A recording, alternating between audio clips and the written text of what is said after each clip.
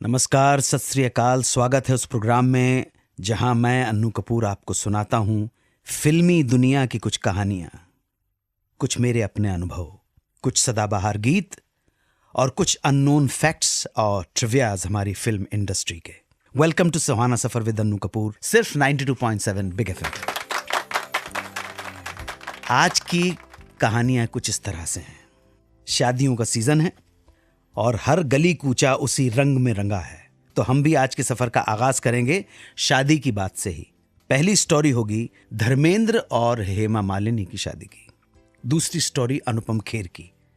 अनुपम की लाइफ में ऐसा क्या हुआ कि उन्होंने एक मेंटली अनस्टेबल बच्चों के स्कूल में जाकर पढ़ाना शुरू कर दिया। 1 साल तक पढ़ाया। अनुपम की लाइफ का ये इंसिडेंट भी होगा आज ही। बलराज साहनी एक बार कश्मीर घूमने गए। वहां घटी एक घटना ने उनके जीवन पर बहुत प्रभाव डाला। क्या थी घटना, बताऊंगा आज। दिल ने फिर याद किया। मैं आज याद करूंगा दिलीप कुमार के भाई नासिर खान को, जिन्होंने हिंदुस्तानी फिल्मों के अलावा पाकिस्तान में बनी पहली फिल्म में लीड रोल किया था, जिस फिल्म का नाम तेरी याद। आखिर में सवाल होगा, सवाल पूछा है दिल्ली के विश्वास जी ने, जिन्होंने मुझसे ये जानना चाहा है कि जब मैंने फिल्म सरदार में महात्मा गांधी की भूमिका निभाई थी, राष्ट्रपिता का रोल करना कितना चैलेंजिंग रहा और इसके लिए किस तरह की तैयारी करनी पड़ी। ये सारी कहानियां होंगी। गरम धर्म और ड्रीम गर्ल हेमा मालिनी 70 के दशक में दोनों ही हसीन थे और जवां दिलों की धड़कन थे। दोनों के लाखों दीवाने। इसलिए इन दोनों की शादी किसी सनसनी से कम नहीं थी।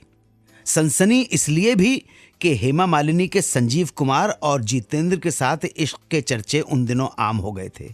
इससे भी ज्यादा सेंसेशनल इसलिए कि धर्मेंद्र हेमा मालिनी से लगभग 13 साल बड़े और उस वक्त प्रकाश कौर के साथ पहले से शादीशुदा थे और तो और 4 बच्चों के पापा भी थे। धर्मेंद्र और हेमा मालिनी ने सबसे पहले एक साथ काम किया 1970 की फिल्म तुम हसी मैं जवान। धर्मेंद्र हसीन, हेमा मालिनी जवान। नजदीकियां बढ़ती गईं। फिर बाद में शराफत, सीता और गीता, नया जमाना, राजा जानी, जुगनू, पत्थर और पायल, कहते हैं मुझको राजा और प्रतिज्ञा में एक साथ काम किया और दोनों एक दूसरे के इश्क में जकड़ गए। शोले तक आते आते ये इश्क जग जाहिर हो गया। शोले की शूटिंग के दौरान बसंती को बंदूक चलाना सिखाने का सीन शूट हो रहा था। शूटिंग के वक्त ऐसा सुना है कि धर्मेंद्र लाइट मैन को पैसे देकर जानबूझकर लाइट डिस्टर्ब करवा देते ताकि हीरोइन के साथ नजदीकी का फायदा उठा सकें। लेकिन इस बात पे मैं पूरी तरह से यकीन नहीं करता हूं। सुना है जो मैंने आपके साथ शेयर किया। पर्सनली मैं इसको सही नहीं मानता हूं। अब जब इश्क का इजहार हो गया तो मामला पहुंच गया शादी तक। और फैज अहमद फैज जैसा कहते हैं कि इस राह में जो सब पे गुजरती है वो गुजरी। हर तरफ से इस रिश्ते का विरोध हुआ। हेमा के फादर इस शादी के बिल्कुल खिलाफ थे। उन्हें अपनी बेटी का एक शादीशुदा मर्द से शादी करना पसंद नहीं था और जायज भी था ये बात। वो अपने जीते जी इस रिश्ते के लिए तैयार नहीं हुए। पिता के देहांत के बाद भी हेमा अपने फैसले पर कायम रहीं। इससे उनकी मां भी नाराज हो गई। इधर धर्मेंद्र की पत्नी प्रकाश कौर तलाक देने के लिए तैयार नहीं थी। जब तक पहली शादी से तलाक ना हो, हिंदू धर्म में दूसरी शादी करना गैर कानूनी है। पर इश्क दीवारे कहां दिखता है।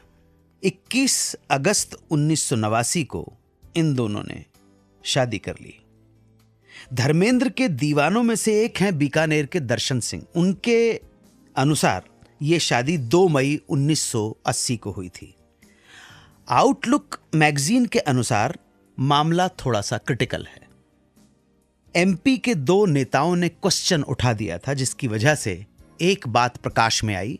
वो कितनी सही है कितनी गलत, इसका प्रूफ तो हमारे पास नहीं है, परंतु फिर भी लोगों के अनुसार और कुछ मैगजीन्स को, प्रेस को ऐसे प्रूफ मिले हैं जहां यह सिद्ध करने की कोशिश की गई है कि 21 अगस्त 1989 को मुस्लिम रीति रिवाज से हेमा मालिनी ने शादी की धर्मेंद्र के साथ।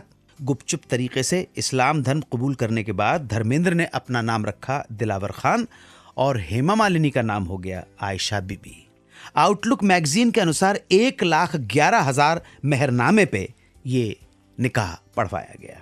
हमारे पास इसका कोई प्रूफ नहीं है, लेकिन जो मैगजीन्स में आया वो हमने आपके साथ शेयर किया है। धर्मेंद्र और हेमा मालिनी अपनी जिंदगी की गाड़ी चला रहे हैं और ये गाड़ी अच्छी तरह से चलती रहे। ऐसा क्या घटा अनुपम खेर की जिंदगी में कि उन्होंने अपने घर के सामने स्थित एक मेंटली अनस्टेबल बच्चों के स्कूल में जाकर पढ़ाना शुरू कर दिया। अनुपम की ये स्टोरी बस थोड़ी देर में। आप जुड़े रहिए और सुनते रहिए सुहाना सफर विद अन्नू कपूर, सिर्फ 92.7 बिग एफएम पर। 92.7 बिग एफएम पर आप सुन रहे हैं रेडियो का number 1 show Suhana Safar with Annu Kapoor.